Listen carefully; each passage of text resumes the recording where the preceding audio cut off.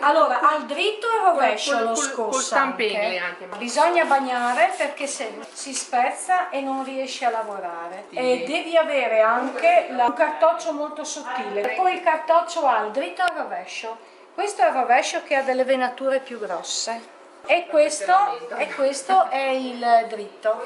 Allora, quando devi metterlo nella parte interna, Quella più ruvida. e girando così, giri di continuo e fai la corda. Allora, Poi metti dentro, infili dentro un altro pezzetto. ed è tutto successivo così. Fai la corda e dopo il punto vai un punto sopra, diciamo, la corda e uno sotto, che è Per quello il classico. il punto classico. Allora, questo. Foglie intrecciate, un intreccio. Che sono arrotolati su se stessi. Sì. Se tu la tiri uno di Poi qua e uno di tira. là non si spezza.